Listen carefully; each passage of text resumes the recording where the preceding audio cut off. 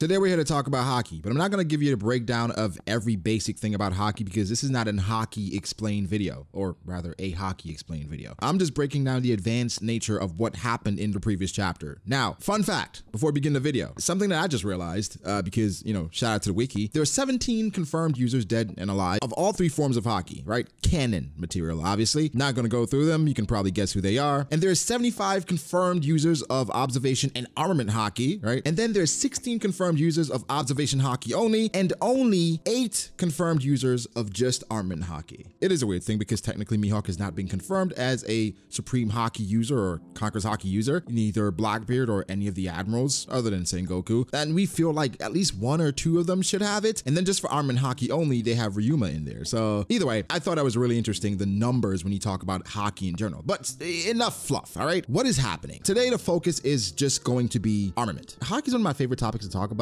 because low-key, one of my favorite chapters in One Piece is chapter 597. When Luffy first gets to Riskaina and Rayleigh is breaking down what hockey is, it feels like a whole new world, right? And it's, you know, I know. It feels like the One Piece world was opening up to us, right? So Rayleigh gets into this explanation of what hockey really is. And it's so crazy when you ask someone about hockey, people have different interpretations of what it means to them. But the clear thing just from the Viz official translation is that it's spiritual energy, right? And it's the ability to sense and to overpower. Something that did make me sad was when Rayleigh was giving his explanation of armament hockey, he had Akainu as an example. Of course, he had Kizaru and Aokiji as well, but Akainu was in the same panel. Made me sad a little bit. Anyway, that panel is interesting because on that same page, this is when Rayleigh used the armament hockey against the elephant, right? We're like, whoa, whoa, whoa. That is not what we're used to seeing, right? Because armament hockey in particular, it has different variations and forms. So we'll talk about Ryo because that's the main thing here and what Luffy is talking about in chapter 1000. Okay, all right, guys, spoilers. There will be spoilers in this video if you can't tell by the title, so I don't want to spoil you guys on purpose. So be warned. Now, Rayleigh, armament hockey, it has different variations or different levels to it. And so we're going to start with the basic. That's just hardening. That's you just applying hockey to your fist or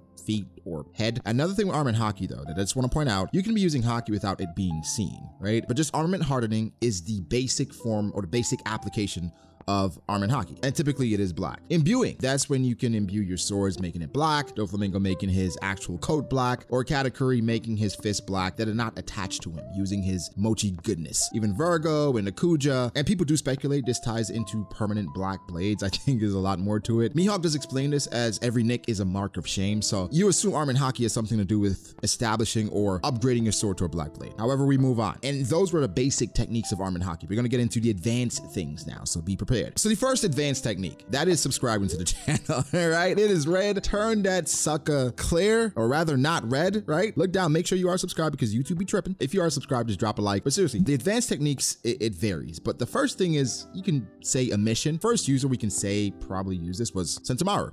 We weren't sure what was happening. Luffy wasn't sure what was happening. Where Sentomaru was striking Luffy without even touching him. I was like, oh, okay, this is an advanced application. The admirals did use it as well in Marineford to stop Whitebeard's shockwave, but now we know this is an advanced application. And this is very similar to what Rayleigh did, where it is literally emitting spiritual energy or spiritual pressure hockey out of your palm. So it is a very powerful technique and obviously it's very useful. The next step, a step above that, is internal destruction. And that's when you can destroy objects from the inside, which it doesn't have to be emitted. You can punch, hit, even grab, like we saw with the cuffs. It's interesting because one could ask, why do we need the emission if we have the internal destruction? The clear thing to me is that the emission, again, that is just expending energy. It does not have the internal destruction. However, if you emit along with applying the internal destruction, which is Ryo, and again, I'm not going to get into the semantics of Ryo and hockey because here's my example. In the Caribbean, you go and everywhere typically it's known as hot sauce, right? We know what hot sauce is. In the Caribbean, in certain islands, you ask for hot sauce and they're like, okay, so do you want pepper? They're like,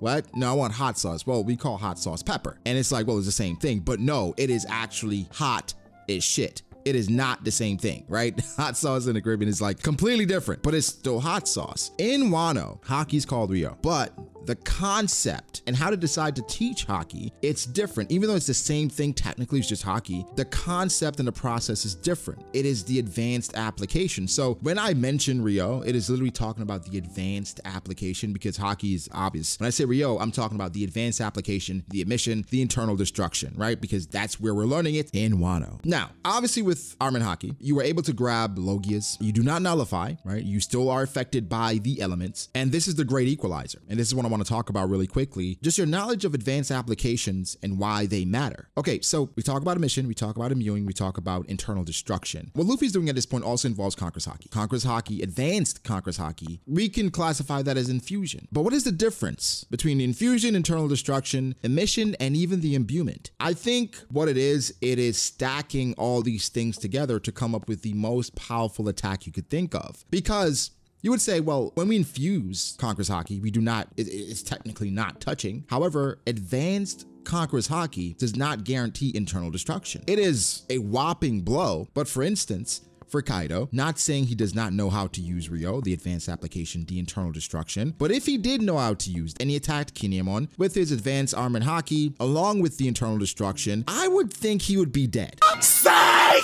The thing with Luffy, he is stacking everything. So he's imbuing, he is not necessarily emitting, but he's using Ryo, but he's also using the internal destruction, and he's applying the advanced Haki on top of that. So in the midst of researching all of this, is like, my first question was, why would you even need advanced application? But the advanced application, there's nowhere that says that it causes internal destruction. The Ryo is necessary for the internal destruction because Kaido, as we know, he is still a formidable opponent. So for him to really and truly be hurt, Luffy has to hurt him on the inside. But the advanced Conqueror's Haki, that is amplifying, right? That is amplifying his attack. And of course, Ryo is imbuing his attack. It is just literally stacking all of these abilities to make for a very powerful fist. So when we think of Red Rock, it's not an advanced application. This is Luffy using Red Hawk, but he's applying imbuement, Ryo, and internal destruction, right? So all of that on top of the Red Hawk leads to a Red Rock, and boy did it rock Kaido, okay? So that's my explanation of it. I'm happy that I went back and looked at it. That's my explanation of it. I'm really happy I went back and looked at it because it makes a lot more sense now. I was like, well, wow, those two things don't seem like they...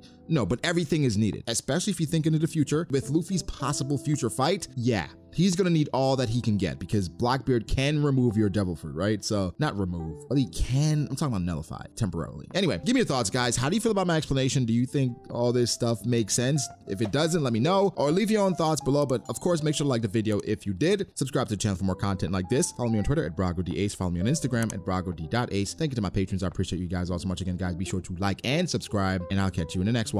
Peace.